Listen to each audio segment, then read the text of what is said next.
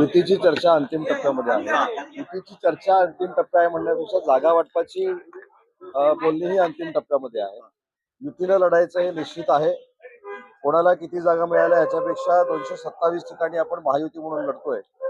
आणि आपल्याला माहिती आहे की स्वतःच्या अस्तित्वासाठी काही लोकांनी काय आघाड्या केल्या असतील, युत्या केल्या असतील आणि ते पुढे जात असतील, तर त्याचा कुठचाही फरक हा आमच्या युतीवर पडणार नाही.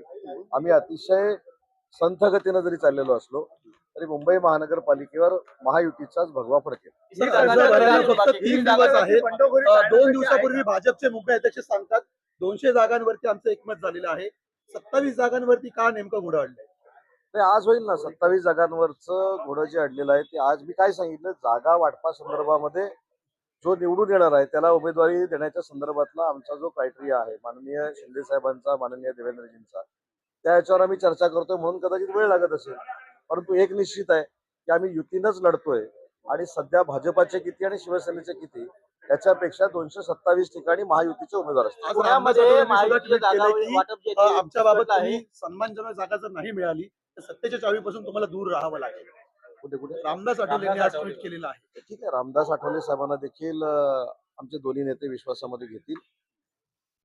सगळ्यात महत्वाचा भाग काय की मुंबई महानगरपालिकेवर सत्ता कोणाची असणार आहे, कोण येणार आहे, याचं उत्तर महायुती असं असणार. पुण्यामध्ये त्यामुळे शिवसेना अजित पवार यांच्या राष्ट्रवादी सोबत चर्चा करते पुण्यामध्ये.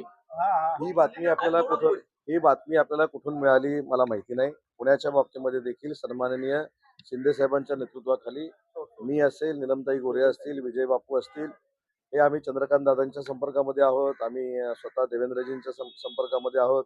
पिंपरी चिंचवडसाठी आमचे आप्पासाहेब बर्णे हे भाजपाच्या सगळ्या पदाधिकाऱ्यांबरोबर म्हणजे शंकर जगताप आणि महेश लांडगेंबरोबर चर्चा करतायत. त्याच्यामुळे मला असं वाटतं की तुम्हाला जे आता कळलेलं आहे कुणीतरी सोडलेली पुडी आहे.